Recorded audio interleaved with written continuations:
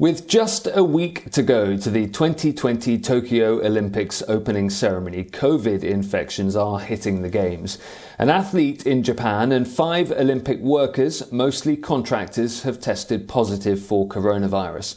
The athlete is the first positive case of an Olympian under Tokyo 2020's watch. A total of 6 COVID cases were reported by Games authorities on July the 13th and 14th. The infections were reported after 8 staff members at a Japanese hotel in Hamamatsu City, hosting Brazil's Olympic judo team, tested positive. Hamamatsu City, I should say. Local health and sports officials say that none of the infected staff came into contact with the athletes. In the host town of Munakata, a staff member with the Russian Rugby Sevens team was hospitalised after testing positive for COVID-19. The team of 16 athletes and 10 staff members who landed in Tokyo on July the 10th have been quarantined. If they test negative, the team will resume training most likely by Friday.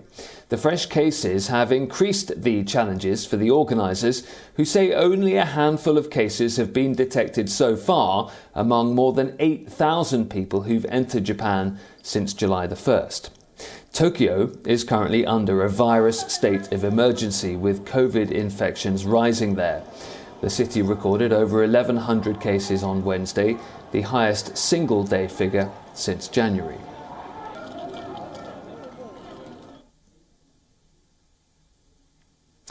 For the very latest, let's go to my colleague John Matthews now, who is joining us live from Tokyo. And John, update us on the situation with the athlete that tested positive. Do we know who it was, and do we know how the virus was transmitted?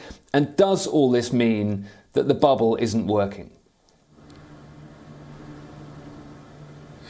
Well, at the moment, we don't know who the person was. The International Olympic Committee has refrained from letting us know who that person is or the contractors who were tested positive in the last 2 days. What we do know is that the athlete was tested positive during their 14-day quarantine. They tested just 2 days ago, with the other 5, as you mentioned, just in the last 2 days.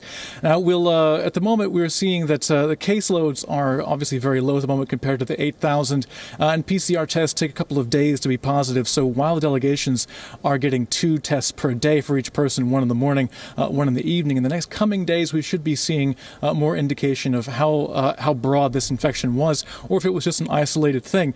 And despite really being a safe and secure thing, there is a question of not really whether there are cases that will happen, but how well they will be controlled, especially seeing some of the delegations greeting fans outside of airports, not really being hidden away in a bubble, so to speak, and amongst the frustration with hotel staff and the recent infection of 8 at a Japanese hotel just southwest of Tokyo hosting the Brazilian team. The bubble is not impenetrable. We have seen this already. The question is, how well will the bubble hold with a few holes poked in it? And John, Tokyo itself now reporting over 1,000 new COVID-19 infections a day. It's been under a state of emergency since Monday. What is the mood like where you are?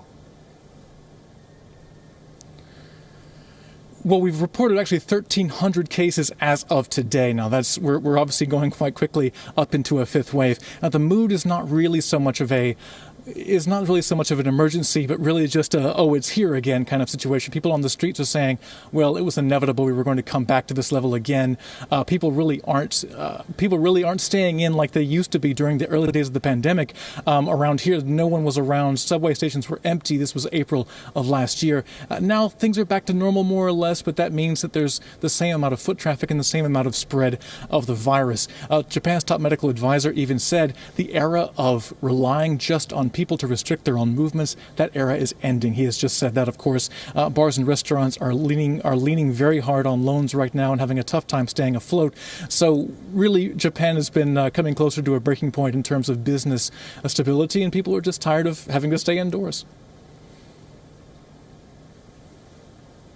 Okay, John, thank you. John Matthews there, live in Tokyo.